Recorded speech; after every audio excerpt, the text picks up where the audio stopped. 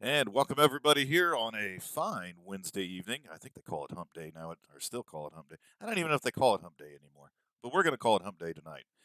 We're here with the Maple Ridge Racing Series at the Vermont Sim Racer 55 from Martinsville Speedway. Should be an awesome race here tonight. I'm a big fan of Martinsville, always enjoyed it. It's a driver's track for sure. When you go to some of these high banks or mile and a halves, or these guys have been to a few different ones, you know, the cars almost want to start driving themselves a little bit. But at Martinsville, I mean, barely any brake banking. Kind of definitely have to use that brake pedal a lot. And these cars are not going to want to hook up coming out of the corner, Jake. Oh, no. I did some testing with it myself a little earlier, and the car kept coming out right from underneath me on corner exit, and it's a handful. I suppose I should have introduced you to the viewing crowd, but it's not like nobody knows who the Ellingsons are because we are intertwined in real world racing and well, we're gonna get lynched here. I'm gonna say fake world racing, Jake. But in iRacing and everything, Jake's one of the Goat Locker affiliated drivers. Been running a lot of different series out there, from street stocks to the trucks to man. You've been behind the wheel of a lot of different things here recently. Here coming up this next season, we'll be behind the wheel of an Xfinity car, and it's been a lot of fun, racing with you. And then tonight, for the second time, we're in the booth together. Yeah, that's it's gonna be fun. Last time I was on the booth with you, we were at Lime Rock Park, and That's right. that was a blast. And hope to get this rolling and see what these guys can do in these super lates.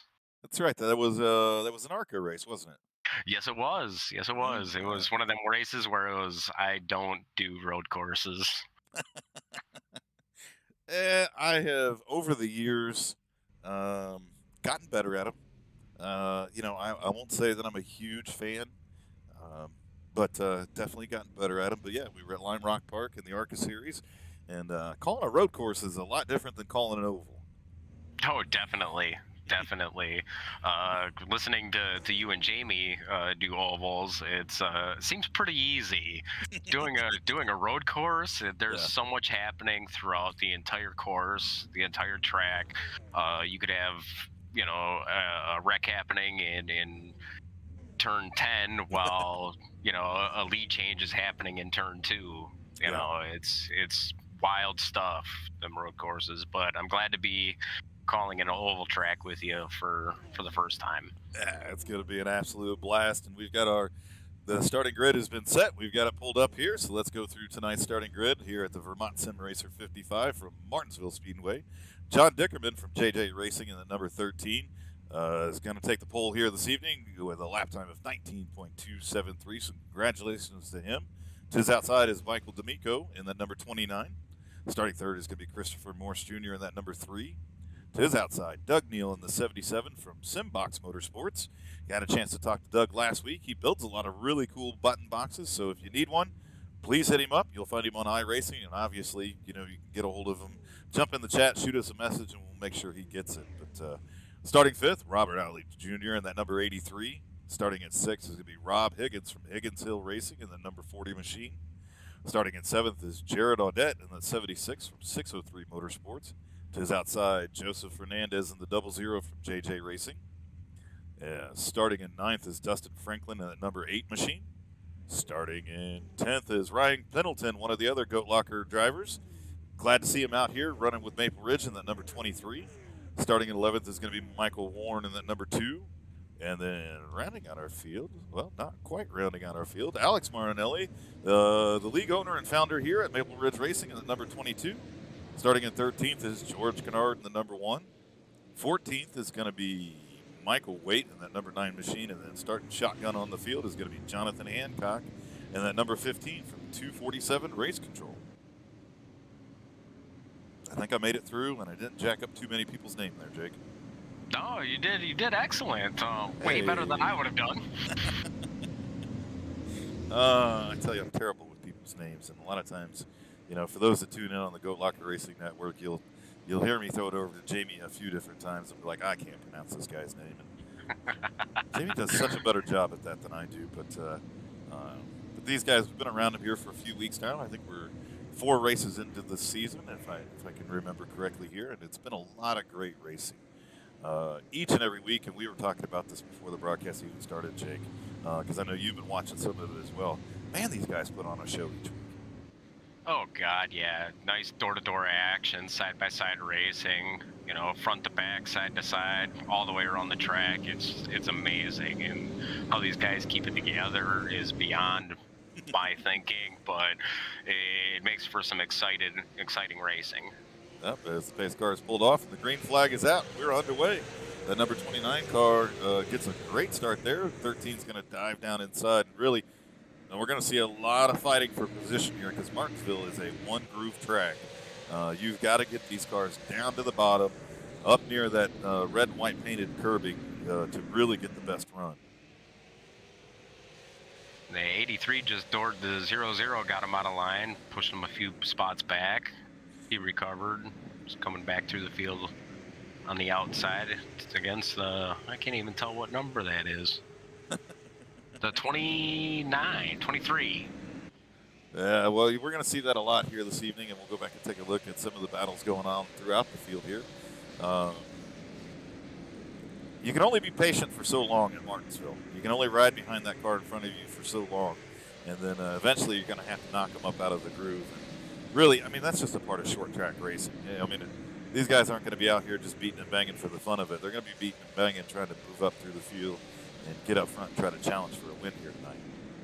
Yeah, definitely got to give the bumper sometimes to get somebody moved, but you know, you want to be respectful with that bumper on top of it.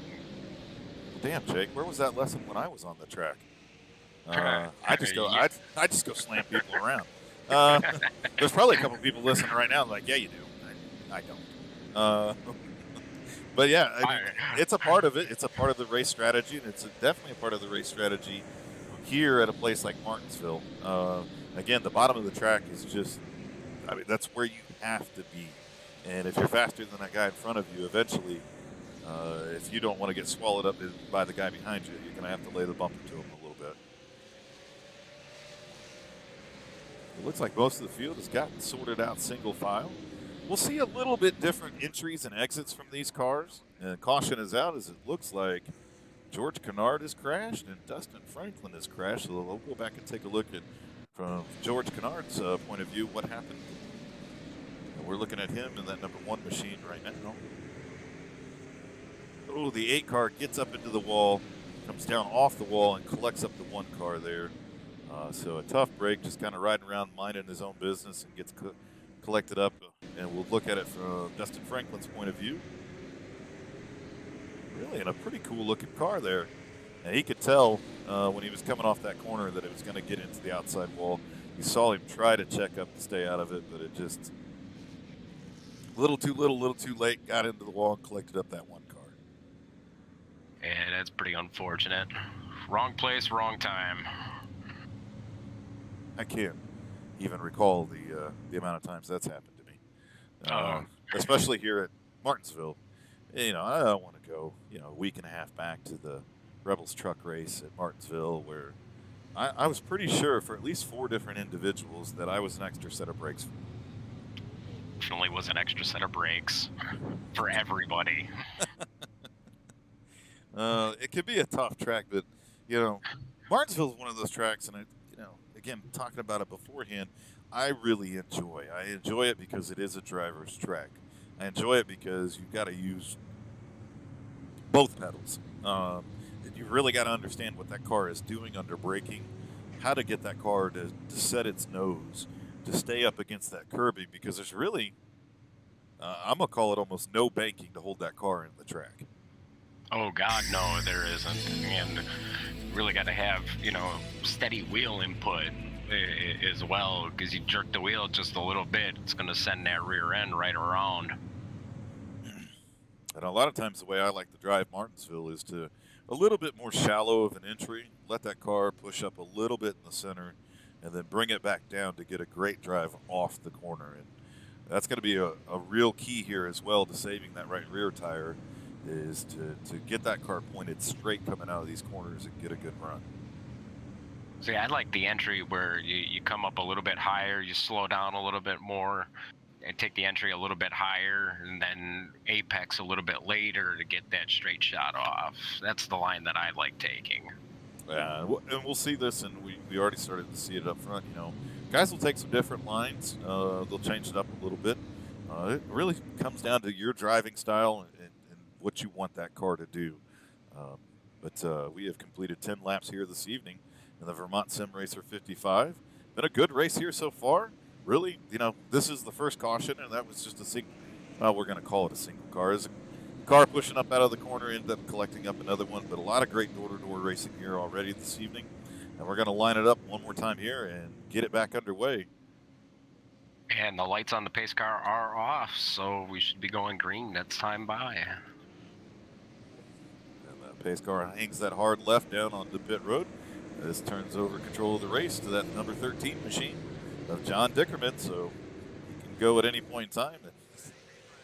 Almost when the green flag comes out when he decides to go, but that's about the point in time I would probably go as well once that car is pointed straight. Ooh, and the 77 sends it down into the corner, pushes the 29 car up out of the way, and the 29 car really lost a lot of positions there. Looks like he's gaining some time back out on that outside, though. That's actually kind of surprising to me. You could do that for probably about a lap or two when the tires are cold, but when they heat up, you have got to get back down there. And we still see him continue to battle side by side back there for this 5th position. But eventually, one of these two cars, either the 76 or the 29. Oh, and he finally does clear him. So a great piece of driving there by Michael D'Amico, and he does clear him, puts himself into 5th position, and now he's going to set his sights on trying to move back up front. And almost the entire field, now the entire field is in a single file.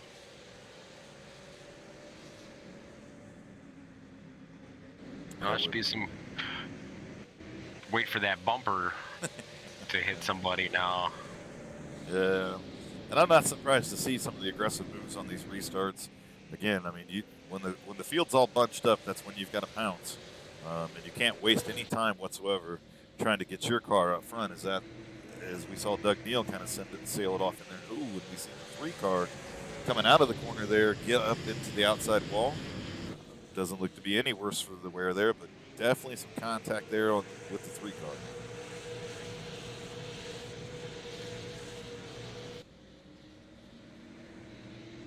I think we're going to start to see here too with Michael D'Amico.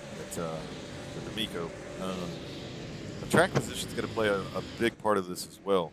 He definitely got shuffled back and really isn't able to make up a whole lot of ground at this point in time. He settled back into that 5th position, not really making much headway on that number 40 car in front of him with Rob Higgins. Too, he could just be saving a little bit of tire, biding his time, playing it smart. Which is something, I would do, is just kind of sit back, relax, get my bearings back after being frustrated with, getting pushed into the wall. As we now see him making a move underneath the 40 right here. He must have heard me talking about it, and now he's like, okay, I'm going to start moving forward now. Right, and just proved me wrong. Thanks, Mike. Appreciate you. Just trying to call a race here, buddy. I need you to cooperate. As we look back up front, John Dickerman continues to lead this race here this evening. He has been in control ever since the drop of the green flag, as we're coming up on 21 laps complete of our scheduled 55 here this evening. Been a lot of great racing here in the Maple Ridge Racing Series. A lot of fun here at Martinsville. And these top 3 cars, I mean, they're running nose to tail right now. They're only from 3rd to 1st is about 0.6 of a second, which is actually pretty close. So they really wanted to push the issue. They could make their way up front. But you can see these cars, and as they dive off into the corner, you just watch that nose dive down towards the track as they are under heavy braking getting into these corners. And then as they power these cars back up, you watch that nose pick back up again. So for me, it's always a lot of fun to watch a race here at Martinsville, just to watch, how much body roll that they have, and to watch that acceleration and braking, because you can see it in the entire car. And it's just amazing how they keep All these guys are keeping the car balanced enough to not have that, drastic weight shift, like I was having to get that car loose. Just they have a nice, steady, even balance, and that's what's amazing for me to watch. It's where I'm getting lost into too. I'm not gonna. Hey, Jake. There's sometimes we're up in the booth, and at the end of the day, we're just race fans. And I have found myself many a times just watching the race, and I'm like, oh, I should probably talk about something. There are other people watching, but as a race fan, I mean, I enjoy it so much, and I pick up on those things like that. Yeah, I get sucked into it as well. And I'm like, oh, come on, go get them. But these top three cars continue to run nose to tail. So I'd have to think a little bit here that the 77 car is just biding his time, knowing we are past the halfway point right now, and we're trying to set up his move for a little bit later here. And they don't have to make pit stops, do they? They could pretty much run the entire 55 laps on fuel and tires, right? Yeah, absolutely they can. A lot of times here during the season, Alex, the league owner, and the bumper was just put to the leader. The 77 gets into the back of the 13. He's able to save that car. So a great piece of driving there out of the number 13 car. But I'm going to have to imagine he is not going to be very happy about that move right there. Yeah, that was definitely a big bumper, but the 77 did back off right away and let him try to catch that. As he continues to kind of back up here a little bit as well. That's going to turn over the race lead to Christopher Morris Jr. and that number 3 machine is going to have a pretty healthy lead at this point in time of 1.2 seconds, and it's going to move Michael D'Amico back into second place as now Doug Neal is running third, and our early race leader is going to John Dickerman is back to fourth now. Yeah, that's unfortunate, but he was gaining on him and had to give him the bumper. We'll take a look at that pass right now and see. Wow, and we'll take a look at it one more time here for the audience because we caught it a little bit late, so we'll rewind it here a little bit. But as they head off down into the corner, it looks like the 77 car gets a great run off of 2, kind of puts his nose down there to show him that's where he's going, and just gets into the back of that 13 car. So a lot of hard racing there. Can't really, blame anybody for. Oh, I mean, I suppose you can blame somebody for that one, but that's hard racing here at Martinsville. And definitely, that was a hard racing. We head back up front, check in on our leader, Christopher Morris Jr., who has started to pull away. His lead is now up to 1.3 seconds. So as the laps continue to tick away here, we only have 23 laps left here to go. And really, Jake, this race has got that green flag look to it. It does, and any long green flag run at Martinsville is awesome. It's pretty impressive what these guys are able to do and keep these cars pointed in the right direction here. But we'll kind of go back through the field here a little bit, check on a couple of drivers we haven't had a chance to call out here. And Ryan Pendleton is sitting in 6th position, up 4 spots from where he started. So having himself a really good night here. Jared Audette, that 76 machine, started in 7th and is currently running in 7th. So having a good night as well. Robert Alley Jr. Has fallen back 3 spots into 8th position as we're starting to see a couple of these cars in the back of the field are starting to feel the wrath of a wore-out right rear as they are really getting loose coming off these corners. So now we take a look at Michael Waite here in the number 9 machine, running back in 9th position. Joseph Fernandez in the 00 machine. I don't know that he has been in some of these races here before, but a damn good-looking car there. Having himself a solid night running in the top 10.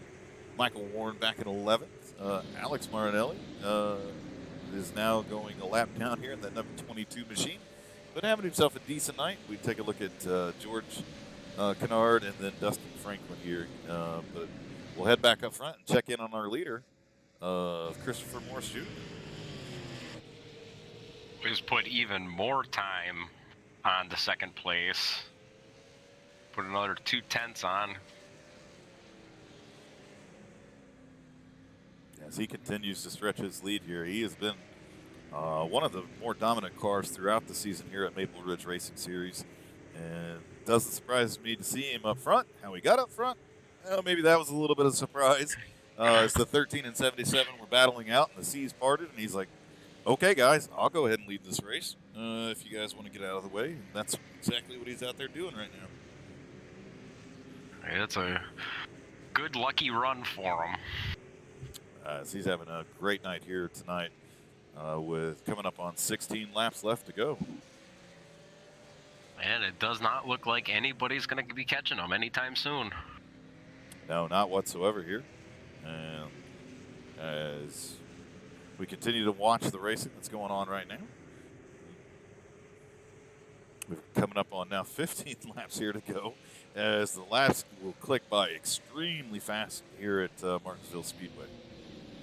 Man, they're getting around the track at about 20 to 21 seconds from what I'm seeing. So that's a pretty quick lap time for, 40 lap old tires. And we'll continue to monitor the lap times between first and second place right there. Is that lap? Number 20 car, or number 29 car, was able to make up about a half a tenth, but it's just not going to be enough. He's really going to have to start wheeling that car to be able to get caught up here with only 13 laps left to go. Yeah, I don't think Michael D'Amico has anything for Christopher Morris Jr. Time by cuts off another half a tenth, but at a half a tenth a lap, that's just not going to get him there. So he continues to be a little bit faster than the leader at this point in time. Doug Neal is right there in third place, and so we'll have to see how this continues to play out here. But those guys are going to have to start making some moves here soon, or really, quite honestly, a caution's going to have to come back out to bunch this field back out for anybody to get up there and challenge Christopher Morris Jr. for the win here tonight. And with the racing the way it's been, and as clean as it's been these past, 25 laps, I don't think a caution will be coming out. I think my prediction, I should say, is that we're going to go green the rest of the way. As we'll focus in on this battle for second place here from Doug Neal's perspective. 13 car of John Dickerman is still running in fourth position. Hasn't been able to make up any time to get back up there and really battle it out. We were kind of seeing that a little bit before. I guess in some ways you would think, Martinsville and track position, but it's not the first thing that comes to mind. But track position really has played a lot into this. And once you kind of get back there, you're just kind of stuck back there.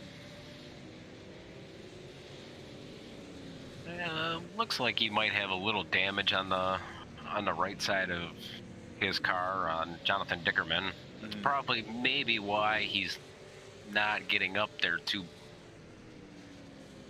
much. But it doesn't look like it'll affect the speed any. As we continue to watch here a little bit, the battle for second place has kind of opened up as Doug Neal has fallen back of the 29 machine. A lot of space in between cars right now, and like you just said, Jake, this race definitely has that green flag look to it. Not a lot of side-by-side battles going on right now, so as the laps continue to wind down, we're coming up on 6 laps left to go in the Vermont Sim Racer 55.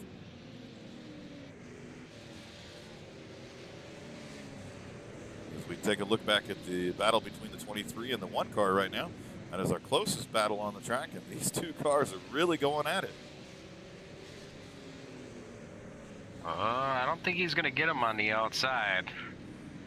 No, but he's taking that big arc to try to power up off the corner, and that really worked that time by. Golly. Woo! Some tight racing back here, but a lot of good and hard racing going on. We've got 5 laps left to go here as we are back here watching this battle back in the field here between Ryan Pendleton and Robert Arley. Ryan Pendleton. 1 car is a lap down car of George Kennard. So it really wasn't for position. I think they were just enjoying racing each other. Hey, that works. It made for an exciting few laps there. As out of nowhere, Michael D'Amico has cut way into the lead of Christopher Morris. He is within 7/10 of a second. So not sure what happened to Christopher Morris Jr. there, if he just maybe lost it a little bit or whatever, but that lead has been cut down significantly. Coming up on 2 laps left to go.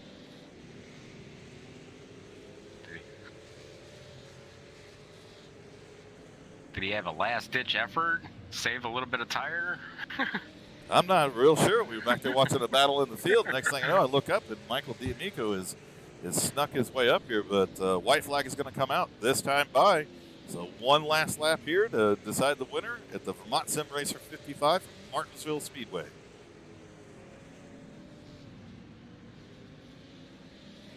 And I'm going to want to say that he must have had some sort of an issue, because now Michael D'Amico has really not been able to make up a whole lot of ground. As you can kind of see him sail it off into the corner there in one last-ditch effort to try to get up to him. Gets into the wall there. Got to be a drag race for second place, but he holds on to it. And our winner this evening is going to be Christopher Morris Jr., that number 3 machine. Michael D'Amico finishing in second place, and then Doug Neal finishing in third.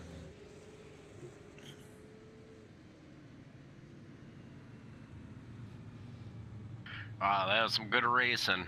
Nice green flag laps. Just wonderful. Again, I mean, these guys always put on a great show here. And good to see a good, clean race here tonight. Little beating and banging throughout the field from time to time there.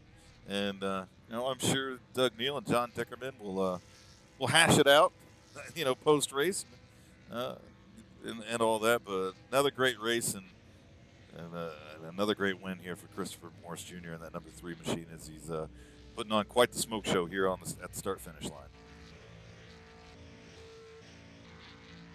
Those are some tight donuts. Right? I was thinking that exact same thing. That's pretty impressive. See, now I couldn't do that. I would have been in the wall.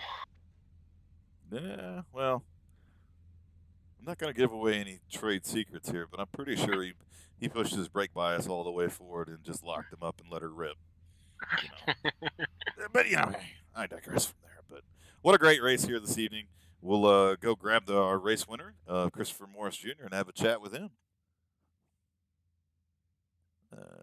Maybe. I believe he actually has his race comp somewhere else. So I'll wait for him to actually jump on over here so we can get the interview with our race winner. But Jake, good racing tonight, and I tell you, I wouldn't have expected only one caution here in Martinsville. Yeah, I was expecting at least 5-6 cautions. At Martinsville, but to have only one caution, that's really surprising and really, really awesome at the same time, because it made for a long green flag run, and it really showed what the drivers could do, making their way up through the field and how they drove and everything. So it was really, really nice, really good racing. Yeah, and we talked about it all race long there, but these guys really put on a show each and every week.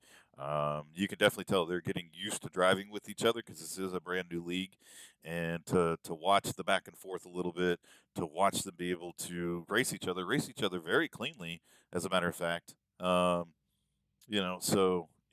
it's always a blast to come out here and call these races with these guys and watch what they do, as we continue to kind of wait for Christopher Morris Jr. Maybe he just said, Jake, I'm thinking what happened is it's you. He's like, I'm not talking to that Jake guy. Yeah, I have that fear. I put that fear in people. I'm not sure that was it either, but I'm going to let you have that moment, Jake. I'm going to go ahead and let you have that moment. So let's grab our second place finisher, Michael D'Amico, and have a chat with him. Hey, Mike, it's Jake and Pat up in the booth. You got a copy? Yes. What's going on, guys? Well, I got to watch we got to watch a hell of a race here at Martinsville. As we were just talking about on the broadcast, I would have never expected only one caution to come out here tonight at Martinsville, but you guys put on a heck of a show. And for you to bring that car home in second position, I know I saw you battling up there all night long. Had a rough start on that one. You and Doug Neal got together, so just kind of take me through your race here a little bit, how that car was feeling, and how you brought it home in second place. car was real good, and then Doug got into me on that restart, set me back a little bit, but I was able to track them all down. Then I think Doug got into Jonathan, and then I took over second place. If I had another 10 laps, we might have a different winner. But I mean, Chris is the man of the hour right now, that's for sure. I was super tight probably the last 15 laps. I couldn't turn at all. Well, it seemed like you were catching up to him. You over the course of 10 laps, it's like you cut the distance in half. When we're wondering what happened. Yeah, I think I was just getting better drive off, a little better drive in. Like I said, I wish there was 10 more laps. You know, it could have been exciting. Yeah, I have been in those races, Mike, man, and it's you can see it, you can feel it, you know you're a little bit better. And you just want a couple more laps to go out there and prove it. So I definitely feel your pain there. But I mean, a hell of a race here tonight, man. To bring that number 29 car home in second place, especially after kind of getting knocked back to fifth place. So, any shout outs, any sponsors you want to thank? No sponsors. Shout outs. A couple of my buddies are watching, so hello. Thanks for you guys for putting on the broadcast. Thanks for your service for the country as well. Read a little more about you guys, so I really appreciate what you guys do. You guys make things like this. You know, you give us the freedom to do things like this, so I appreciate that. Well, now you make me worry a little bit of where you read stuff about me. I hope it wasn't. Don't stalk too much, but that's awesome. I appreciate it. I really do, man. As I tell everybody, man, it was an honor and privilege to serve my country for 24 years, and couldn't be happier about it. But it's a lot of fun to come out here. I'm just a huge race junkie. I know Jake is as well, and to watch you guys put on these shows is a lot of fun. So congratulations on that second place finish, man. And I'm sure we'll be talking to you again soon. Yep. Thanks, guys. Have a good night. You too. See, Jake, people do like me. Or maybe they don't, because now, Jake's not even talking to me. Is that sure? All right, let's grab a hold of Doug Neal, bring him up into the booth. Hey, Doug, it's Jake and Pat up in the booth. How you doing this evening? I'm good. How are you? I feel pretty bad about the way I finished third there, accidentally getting into the back of Jonathan. I just want to apologize to him for that. I didn't really do that. I think he kind of checked up in the corner. I got back in the throttle sooner than he did, and I just bumped him on accident. So I kind of embarrassing, and I hate that I kind of bumped him back to fourth. Well, I mean, I guess you beat us all to the punch here a little bit. I mean, you had a couple of little dust-ups here this evening. Definitely you in the 13 racing hard, and I know you and the 29 on that one restart kind of got into each other there a little bit. But, it's Martinsville Speedway, and a lot of that happens here at Martinsville. And I think your assessment of what happened is probably pretty spot on there a little bit. He checked up a little bit, and you're getting in there and trying to get up there and win a race. So, but besides all of that, tell me how that car felt all night long here at Martinsville. Me personally, never raced a super late model at Martinsville. So take me through your race and how you brought it home in third place. It was really loose off early in the run, but once the tires got hot, it wasn't too bad. You just really had to watch yourself on exit and kind of eggshell the throttle a little bit. But then towards the end of the run, right there at the end, it got really tight. I lowered my brake bias trying to get it to turn better, and it was still tight. But it wasn't too bad. The setup was pretty good. I mean, how did the tires feel? Are the tires do they feel like rock hard at the beginning of the run towards the end, or is it like vice versa? No, towards the end they felt like they were really hard. They really got stiffened up there towards the end. But to me, it was more loose at the beginning of the run off the corners, and you could really, if you really turned down off the bottom and drove out to the wall, you could really get back in the throttle hard off exit. But that's about how it felt to me. I don't know how it felt to everybody else. Well, it was good watching you run. That was a good third place finish. You got any shout out or sponsors you want to? Just my button boxes, simboxpc.com or simboxpc on Facebook, or you can message me on Facebook, and I'd be glad to help anybody out that needs a button box. Yeah, we always. I just might do it. It helped on the brake bias tonight a little bit. Of course, it still wouldn't turn, but I was able to lower it anyway. So. Yeah, well, we were talking about that when we were doing the starting grid and what you do in providing these button boxes out here in the sim racing world. So yeah, anybody that tunes into the Goat Locker Racing Networks, please hit him up. Check him out on Facebook and all that other stuff. And as I was telling Jake, I think it was even pre-race. I mean, button boxes make the difference. You can do things like the brake bias during the race, be able to do some in-race adjustments and all those different types of things. So hit Doug up for those button box needs, man. But congratulations on that third place finish. I know it wasn't the way you wanted to, and all that, but good race tonight, man. And I think you'll go back and take a look at it, and it's not as bad as you think, man. Well, I'm kind of embarrassed about Doran the 29 there, and then getting in the back of Jonathan. But I appreciate it, guys. Thank you. All right, man. Take care, and we'll talk to you soon. All right, have a good one. Yeah, take care. All right, Christopher Morris Jr. decided to come on over and hang out with us, so let's go ahead and grab our race winner.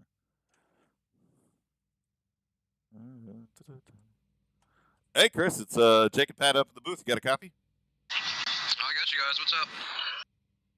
I don't know. I'm just hanging out watching you win another race. What's up with you? Going fast, turning left, man. I love it, man. Well, I mean, a hell of a race here tonight, man. I know you were probably watching Doug Neal and John Dickerman racing each other hard, and then all of a sudden the seas parted, and you were well on your way, and no one, had a whole lot for you there at the end. Michael D'Amico was slowly but surely gaining, but as those laps wound down, I mean, you really took control over this race. So take me through your race a little bit and how you brought that number 3 machine home with the win. Yeah, going into it, I really thought it was going to be Mike's race. He seemed to be the most consistent in practice, and he was a bit quicker. And then John surprised us all and got the pole. And yeah, I was kind of hanging out, riding behind those two for a little bit, and was hoping that they would get into each other a little bit later. I didn't think it would happen that quick, and when it did, thankfully, I don't know if Doug locked up the brakes and slid up, or if he was just trying to be nice and was pulling over because he knew he tagged him or what the deal was there. But it opened up the bottom, and I was able to get by. And from there, it was just trying to hold off Mike. And I thought he had me for a little bit. About 10, 15 to go, I thought for sure he was going to get to me. And, I don't know if he burned off his right front, just pushing a little bit too hard. Or what, but he didn't get there. Hey, he darn near cut the lead in half, and he was catching you, but it seemed like he fell off around about 5, 6, 7 laps to go. He really fell off, and it's steadied itself out, and it was a good run. It was a good run for you, definitely for you for the race win, but for everybody. And yeah, I tell you, I'm surprised at how clean it was. I've done a few Martinsville races, and we don't have a huge field, which I think is pretty realistic. I know a lot of short tracks don't have huge fields and all that. I know the one we go to every week's got maybe 24, 26 on a good night. But yeah, everybody's really clean here. Everybody's really patient. I think that helps out a lot. And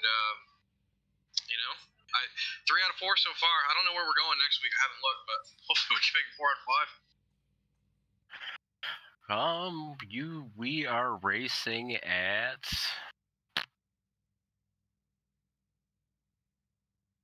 Iowa next week. Iowa, see, that's a track I love, so that'll be fun. That's 2 grooves, 3 grooves. I'll tell you, it's been a good season. I'm looking forward to the rest of it. Oh, I bet you are, man. And you've been really getting out there, obviously, with the race wins and all that other stuff. I'm a big fan of Iowa as well, so can't wait to call the race next week and see what you can do out there. But congratulations again, Chris, on another win here, and I'm pretty dang sure we'll talk to you again next week. Man, I got to thank my sponsors, Zach Hansen, and everybody over at Hijinks Motorsports Division. They sent me another new logo this week, so I had to update the paint scheme again. But I still think it looks pretty cool. Hopefully, I don't got to mess with it this week anymore. But big shout out to them. Those guys have been they've been pretty supportive over the last 18 months, 2 years now, and it helps. And the car looks pretty sweet too, so that's always cool. I ain't got to come in here running with a Coca-Cola sponsor or nothing like that. Paid to represent somebody. Well, good shout out to the sponsors there. We appreciate them as well. Anybody that comes out here and helps support the sim racing community, big fans of them. But yeah, Chris, congratulations on the win, and I'm sure we'll talk to you next week, brother. All right, thanks, guys. Well, there you have it, Jake. 55 laps of the super late models here at Martinsville Speedway. We'll take a look at our results. That was a early caution, and then over, I think it was about 40 laps of green flag racing. Yeah, that's still again, each and every week we show up to these races to call them. And I am surprised. I guess at this point I shouldn't be surprised. Just the great clean racing. Chris talked about it there for a couple of minutes. How these guys race each other clean. They're patient with each other, and at a track like Martinsville, well, it really pays off, as we saw here this evening. Only one caution and a lot of great racing throughout the field. But yeah, as we take a look at our results here from this evening, again, a big congratulations to Christopher Morris Jr. on the win here tonight. Michael D'Amico finishing in second place, and then Doug Neal, who still wasn't very happy with his performance here this evening. But again, Doug, I think you'll go back and take a look at it and realize this is Martinsville Speedway, and worse things have happened for sure. But a great podium finish for him here this evening. Our pole sitter, John Dickerman, in the number 13 machine, finishing in fourth. And then, some great racing all throughout the field here this evening. Ryan Pendleton back there in sixth position in the number 23. Rounding out our top 10 is going to be Joseph Fernandez in that 00 car. So, again, a lot of great racing all night long. We'll bring up the schedule, and we already know we're heading off to Iowa next week, and I'm a huge fan of Iowa. There's just something about that track that's a lot of fun. And then we'll head to, well, it actually won't be next week. It's September the 8th. So they're taking off the Labor Day week, it looks like. Or are they taking off next week? No, it's next week. They're taking off next week. Yeah, so the week after next, when me and Jake can figure out how to actually read a calendar and dates, we'll be at Iowa on September the 8th. And then September 15th at Phoenix. The 22nd will be at the Nashville Fairgrounds. We're still waiting on the fan vote, the driver vote for the race that's going to be on the 29th. And then on October the 6th, we'll start a 3-race playoffs. And as we say each and every week, we know where the championship race is going to be. That's going to be at Five Flags Motor Speedway. But a lot of great racing all season long. I want to give a huge shout out to everybody in the Maple Ridge Racing Series and their main sponsor, Vermont Sim Racer. We got a chance to talk to the owner of Vermont Sim Racer last week, and they're doing a lot of great things, and we look forward to continuing to do the broadcast and all these things with these guys. But again, a ton of great racing here this evening from everybody here at Goat Locker Racing. Thanks, Jake, for coming up into the booth with us here tonight and calling an oval race with me. It was a lot of fun. Oh, not a problem. There was one since we had since I finally done a super late race and watched the super late race and the broadcast of a super late race. Now, there's something I've heard over the past 32 years of my life every Sunday when I've gone to the racetrack. Mm-hmm. Make sure you put your seatbelts on. It's hanging right there, and it's the only real life insurance policy you'll ever have. The family that clicks together sticks together. I don't even know what to say to that. It's something I've heard every weekend, and I've always wanted to say it on a broadcast, and I finally got to say it. You got it in there, Jake. You definitely got it in there. I think that was like a Confucius thing. Confucius say, family that click together, stay together. But those are words of wisdom from the great Jake Ellingson. We appreciate that. So for all the families out there, be sure that you're clicking together so you stay together. But for everybody else that joins us on the Goat Locker Racing Network, we do truly appreciate it. All our great sponsors and everything that helps us make that go forward. Looking forward to everybody joining us tomorrow evening as we are in our final recruitment race for Goat Locker Racing Truck Series. We'll be at Auto Club Motor Speedway. So I'll be there for the second half of it, hopefully. So be sure to tune in tomorrow evening at 8 p.m. Eastern to check it out. And then Friday night, we'll be on at 11 o'clock with the ARCA Series. The Xfinity Series wrapped up last week, so a little bit of a break there, off Saturday night. And then Sunday, we head back in behind the wheel of the Rebel trucks and see if we can't repeat the win from last week. So thanks to everybody that tunes in, and we will see you tomorrow.